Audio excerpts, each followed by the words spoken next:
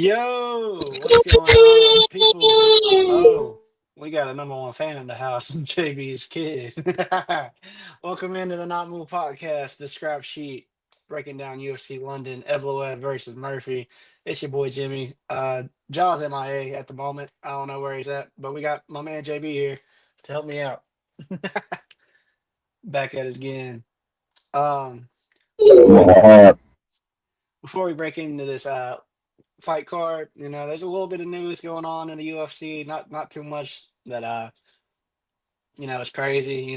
We got Alex Pereira signing a 8 fight deal, which probably means he's getting paid pretty well because he, like I said, it was numbers that he couldn't deny. And the UFC's treated Pereira pretty well, and he saved UFC in the past on a couple of occasions. Like he's done well by them, so he probably got his bag when it came to that.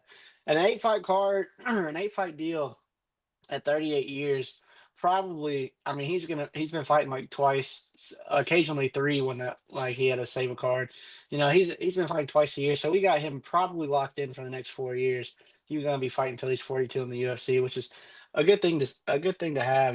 Pereira moving up to heavyweight, kind of conquered light heavyweight, moved up from middleweight. It's kind of crazy that he jumped from middleweight all the way through light heavyweight to heavyweight now.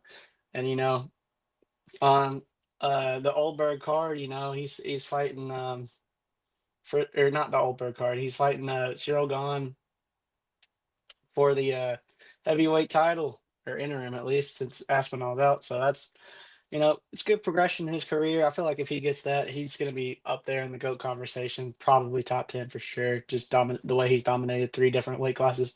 No one's ever done it by him, like him. And a triple champ for three weight divisions have never been done either. Um, and other fight news, we have on the Jake Paul MVP promotion side of things, they have the Ronda Carano card. They've announced two more fights that are interesting uh, with UFC names. Ngannou is fighting Philip Lins. Ngannou's going to maul him, but I mean, it's still crazy that Ngannou is on a fight card. That's going to draw eyes to that card for sure, and it's on Netflix for anyone to watch. So, gonna be probably just that Philip Lins is getting smoked, but it's crazy they got Ngannou back in the octagon after being out for so long for Bellator. And then we also, on that same card, they also announced recently Mike Perry back from BKFC fighting Nate Diaz, his return to MMA. They probably got a pretty good bag. BKFC. Yeah, my boy JB's got a interview with man Feldman. I wonder how his perspective on this will be. But Yeah, I I did. feel I have to ask him on the 31st. We're gonna have here in 11 days. Like Jimmy said, we're gonna have an interview with him on Millions. That's happening that David Feldman on the show.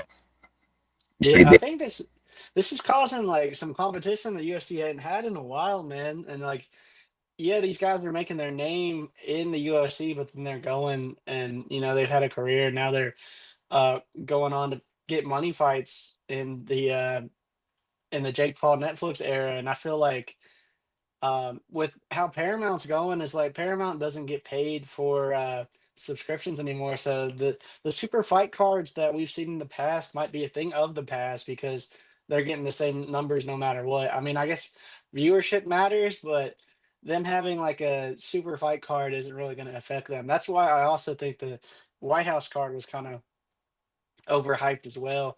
Like it's a solid card, but for the super fight card that it was supposed to be, it kind of uh, flumped. Uh, and I think that's probably intentional because they don't really care. I feel like they don't have to care because they got the money, So we'll have to figure it out. I'm sure the UFC will figure something out. They'll care eventually when if viewership dips, but they're always making new stars here um, every week. I last week I said Harry Hardwick might not be UFC caliber. This dude stood in there and got smoked by Rabicki, right? Like just straight smoked by Rabicki the entire fight, but he was still standing. The doctor started throwing the towel because his jaw was just straight bleeding. And it came out today that he has to have his jaw wired shut for 6 weeks. But he did not quit in that fight. That dude has heart like out of this world, bro. He he might have just been standing there to get punched, but it would take a lot a lot less of a man to quit, and that guy did not quit. It took the doctors to take him out of that fight. So shout out to that man.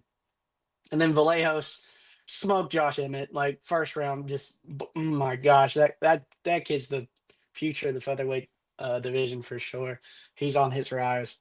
Um, and yeah, I mean Delgado didn't do too great. Like he did all right. He did just enough to get his win, but he didn't get no knockout, which ended up costing me money. But that's neither here nor there. He still had a solid performance. And then the rest of the card was pretty solid, but this is why you got to watch these fight nights, man. And the new stars in the making. And if you don't know, then you'll get to know. This weekend's card is in London. It's going to be a heavily London card where a bunch of English fighters are going to be on there. Similar to how they have the UFC Mexico cards, they got the Canadian cards. This is like the show off of the English talent in the UFC, and I feel like you'll be able to see it on full display here when we break this card down. So, without further ado, let's just get right into it. The So first fight, first off, we got what Chanel Dryer. Oh my God. Chanel Dyer versus Yeah, Chanel Dryer. Ravena Oliveira. Yeah. Chanel Dyer 0-1 in her UFC career. She lost on the Contender Series, but they felt like she did enough to deserve a UFC contract. So that speaks to her a little bit. Ravena Oliveira only 0-2 in the UFC against not the best competition in that weight class. She's an all right wrestler, but I think I'm gonna have to lean here on the side of Chanel Dyer just because she does a lot more output, a lot more volume, and I feel like if it gets to the ground, she can get up. Just because Ravina's not that too athletic to hold her down. I feel like even if it gets to the ground, Chanel can just stand back up and keep it on the feet. And I feel like when it's like similar to low level MMA, well, it's not low level because they're still at the top of the game, but it's like a lower tier women's fight in the UFC. I feel like you just got to go with the person who's going to put the most out there, and I feel like Dyer does that every time. So I'm gonna Yeah. lean Dyer. I'm gonna go. I'm gonna go with Dyer too. I'm kind of just like I don't really know too much about her, but I've seen a little bit. I don't know a lot with her mug shot, bro. She just looks. I mean, just check it out, man. It's just she just looks like She looks like she's about it. she can be Yeah. deceiving, but she looks like a baller. Uh, Next up on the card, we got my boy Shamrock Right. versus Abdul Al Sawadi. Um, Shamrock out of the new gen, next gen Paddy Camp out of Liverpool. He's an elite grappler. I'll let you know he's elite. It's the Shem Show. I had him beat. I'm a fan of this kid. This kid is solid. He's great on the ground. Al Sawadi's a good wrestler, but Shem is a really good grappler. So he mixes in the jujitsu very well against the wrestlers. Um, Plus, in his last fight, he didn't get to show off his stand up at all just because he was fighting Evloev, who just immediately took him down. And it was just he's a freaking Dagestani product that he had to face, and it's a tough draw for his first fight. But I feel like he's going to come out here and show what he's capable of. Sawadi, I would lean away from him just because he's been out for 2 years. He's been battling some injuries, so I'm just going to favor the guy the more active the better on the ground guy over. Plus, it's in Shen's backyard, so I'm gonna go with Shen. He's healthier, he's more active, and he's better on the ground, in my opinion. So it's all green flags for me. Mm, I'm gonna go. I'm gonna go the opposite. I'm gonna go Sawadi. Hey, man, Cool. Yeah, I'm gonna go Kareem. the pride of Palestine. Hey, I just see. I don't know. I had to do his record a little bit more. I know they both lost their last fights. But dude's, he's fighting out of the U.S., bro. You know, Yeah, so I mean, he's Palestine, but his country is United States. So. yeah, yeah, yeah. I'm going with them. I'm going with them. I'm going with the U.S. in this one. I hear you. I hear you. It's a good fight. It'll be a good fight for sure. Next up, we got what Sutherland and Ando Petrovic, yeah, Bertozzi. Yeah, yeah. Listen, Louis Sutherland. Ever since I don't know what he was on, bro, but Louis Sutherland has deflated. He used to be jacked, and his traps had traps, and now he's a lot smaller than what he used to be. I don't know what he was on. Petrovic is a really good boxer, smart, calculated. He's out of the city kickboxing gym down in with Izzy and Volk down there in Australia, New Zealand. I think it's in Zealand. I don't know. It's one of the Australian places. I think it's I think it's. I don't know. I can't remember off the top of my head. I just know it's Australia. it's Australia. All right. But yeah, he's got a better stance. Sutherland's just there to get hit, but he does have those looping overhands. But someone's getting knocked out in this fight. I feel like if it goes long, it's gonna be Sutherland just because Sutherland gasses really hard. But you know, with these fights in this weight class, man, it's anybody can get knocked out. But I would lean more towards the Petrovic KO over Sutherland just because he's a more technical striker. And he definitely can outlast Sutherland in the octagon. I'm going Sutherland. Uh, You're fading Sutherland. me. Yeah, I'm gonna fade that because Sutherland's got a 10-4 record. Oh boy, 5-1, man. You know, I don't know. He's got he's not much of a difference in weight, man. It's 3 pounds, 3.5 pounds difference. I'm gonna go with the Dubs, man. I'm going with I hear you. Souls. You going with the home soil. You got the UK guy or Scott. I don't know if Scotland's part of the. My American geography isn't really helping me here in this world. That's funny. Next we got was it Chaconi versus Kansas? Chicago versus Man. Okay, yeah. This is a setup. This is how you get a guy out of the UFC that doesn't belong here anyway. This guy Tricoli he's 6'5". I think he's 1-3, 1-4 in his last five. He's basically known just for being Mackenzie Dern's boyfriend, and that's about it. He's nothing crazy. And Mantis is a straight killer, bro. This guy's good on the ground and he's got really good hands. I'm Mantis by however he wants, I wherever he wants to decide it from, just because I don't think Tricoli's that good, to be honest. He could beat me up, but like when it comes to skilled middleweights, he's not one of them. I would take Mantis every day of the week. I'm gonna fade it, bro. You fade me I'm again? gonna go Chaconi.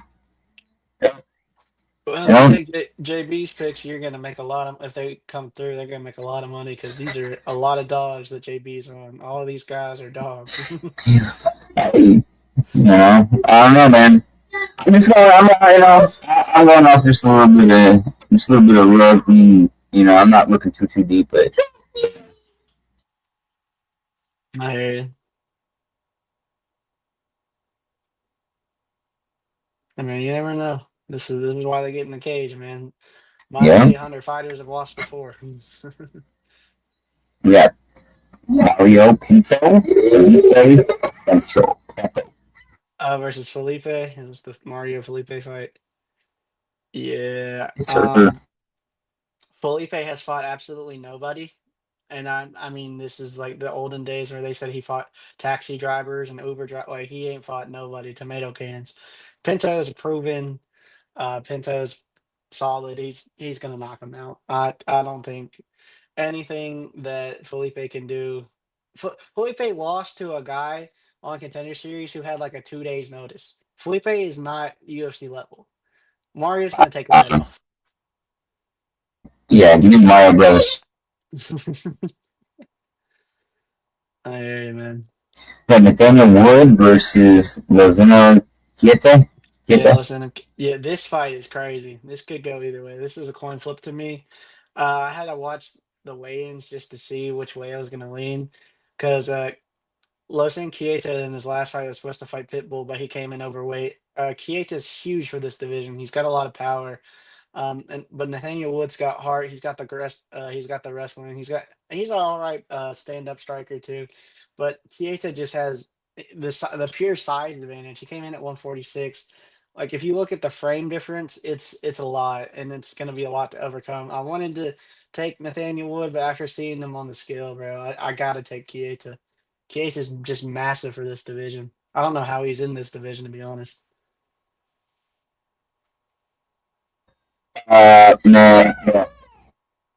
KT's big. I'm gonna go Wood though. I mean, Wood could grind out a 3 round decision. It's just if he survives or not. I could.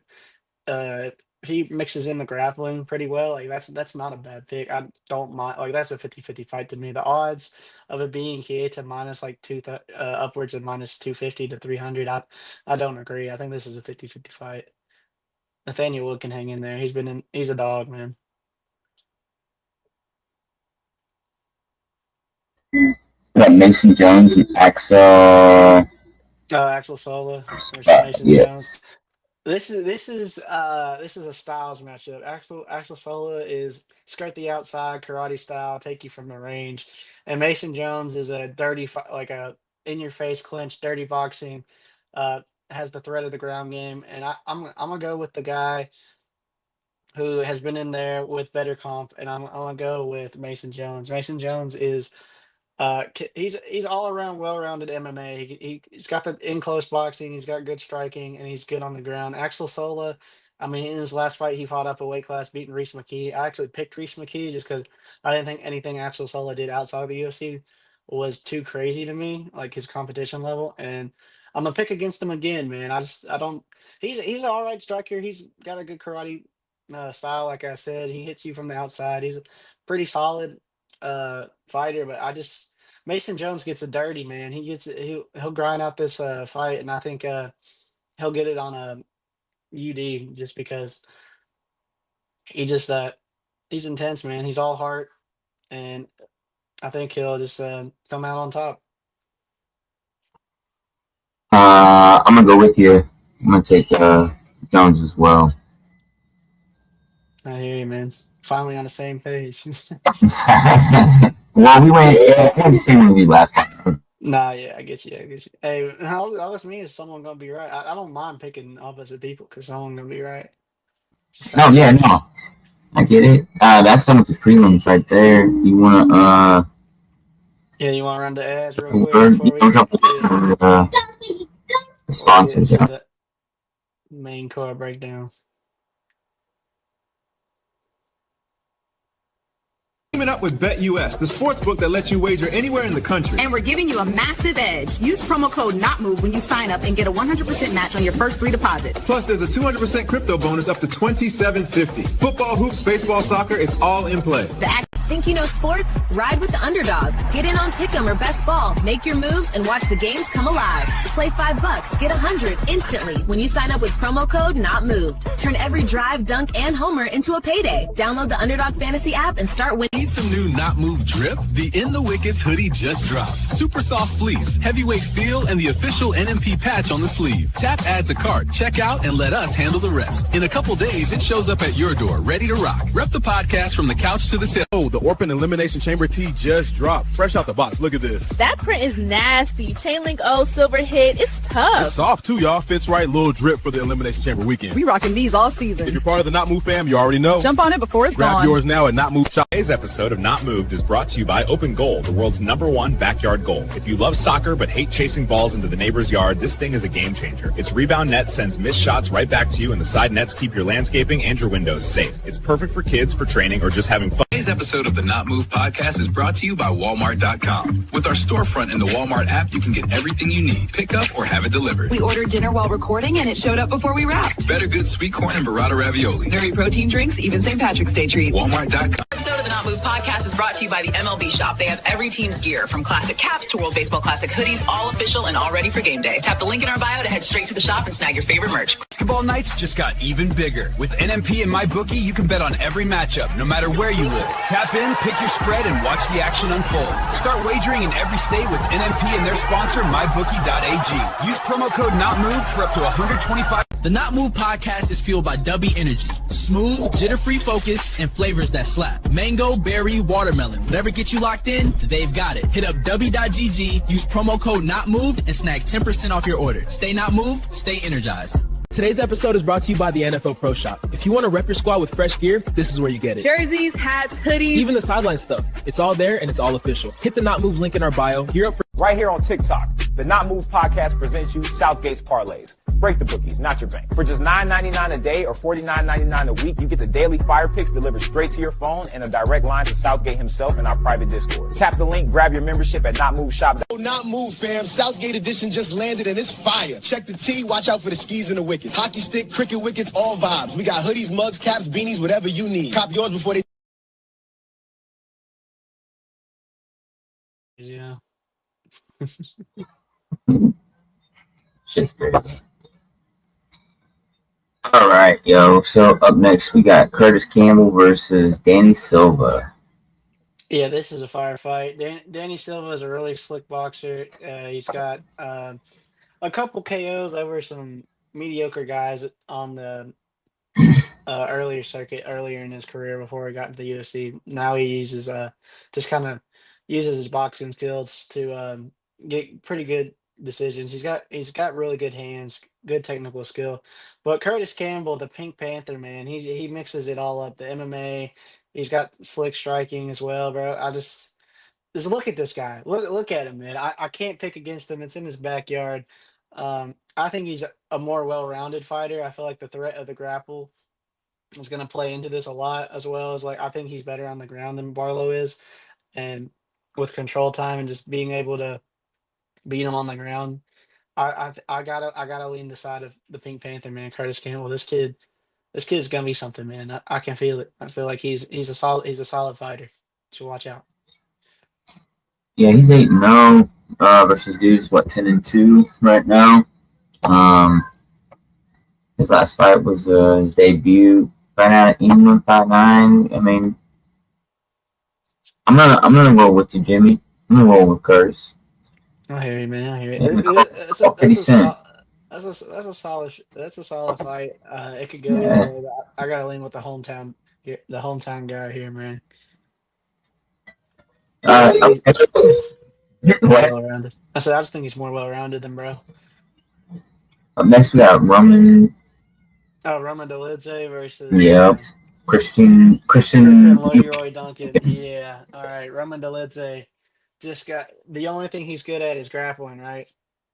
And he got manhandled by Hernandez in his last fight, and we just saw what happened to Hernandez with Strickland. I think Christian Leroy Duncan is gonna smoke Roman Dolidze, man.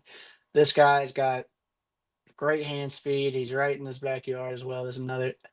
I, I kind of tend to go with the hometown, but look at the odds, man. Vegas is making it a pick too. It's -400. He's -400 to win this fight. He's probably gonna knock out Roman Dolidze. He could be the first one to knock Roman Dolidze out, or he might just get it on the cards if he can just stop the takedowns. He's got it on the feet every day of the week, man. Roman Dolidze doesn't know what he's doing on the feet, so I'm gonna go with Christian Leroy Duncan, just being able to fend off the takedowns, doing good inside the pocket whenever it's in the clinch and against the cage. You know, I got to go with the hometown guy, man. CLD.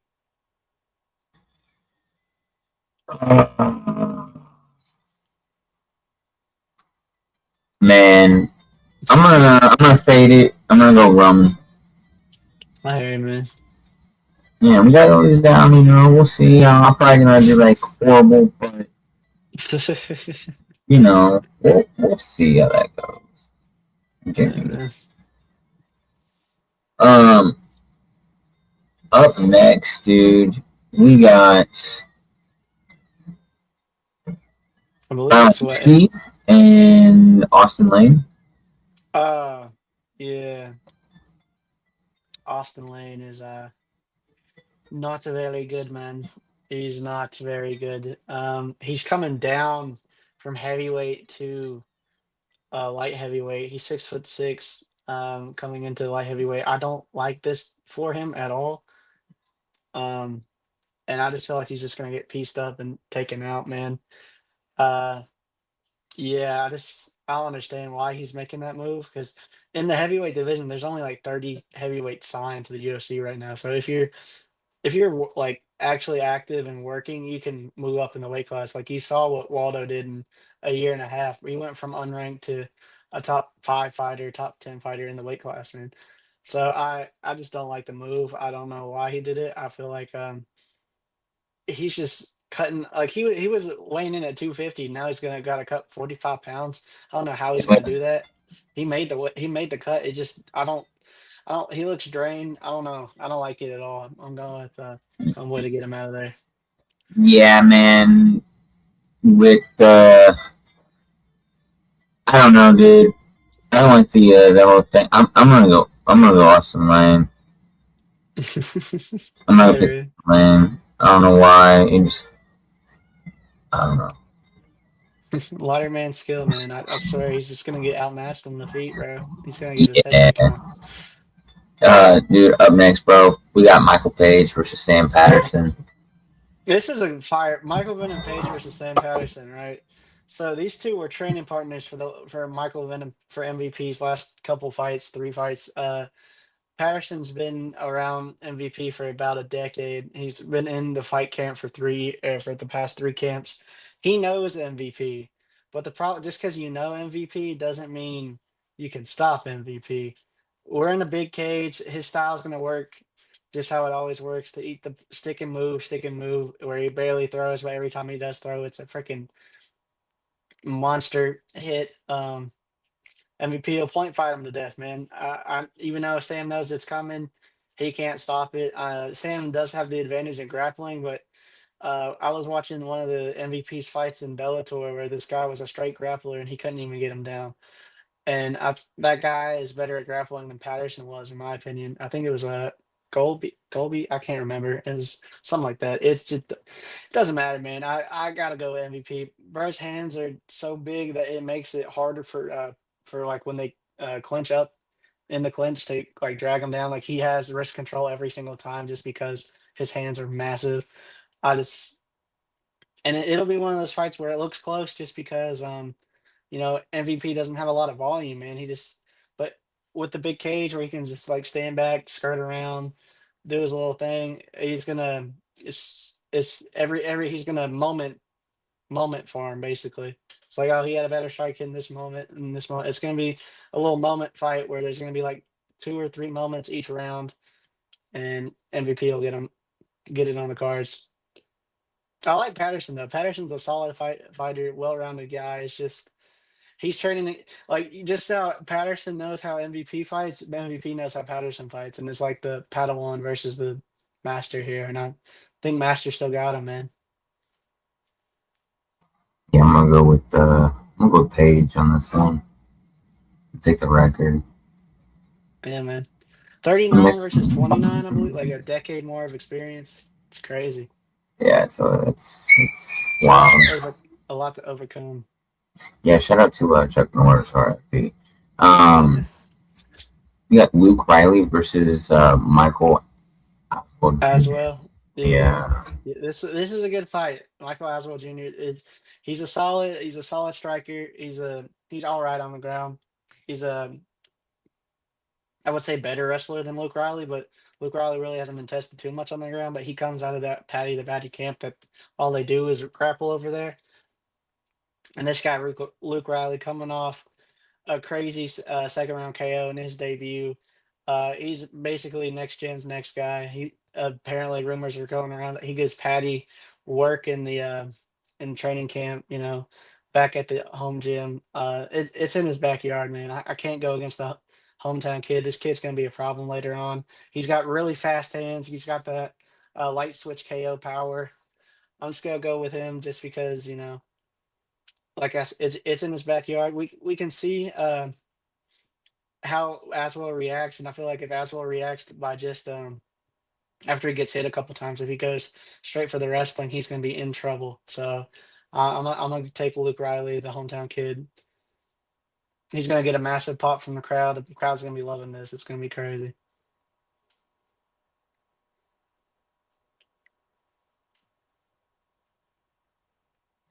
My bad. I'm gonna go with the. And we got up next. The main event of the evening, the number one contender, the guy who will fight Volkanovski next, Alexander Volkanovski's next victim, or will they be the guy to dethrone him?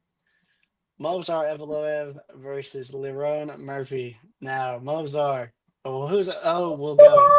Both of these fighters undefeated.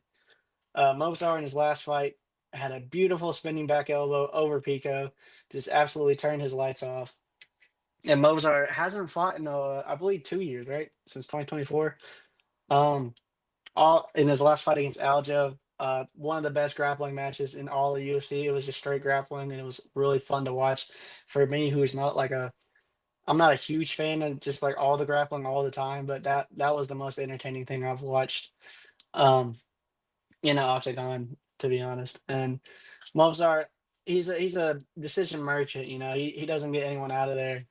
He's got good scrambles. He's solid on the ground, but he doesn't keep you on the ground. That's the problem. He doesn't have the strength that these Dagestani guys, like his Dagestani counterparts, have. And Lerone Murphy has the get up ability.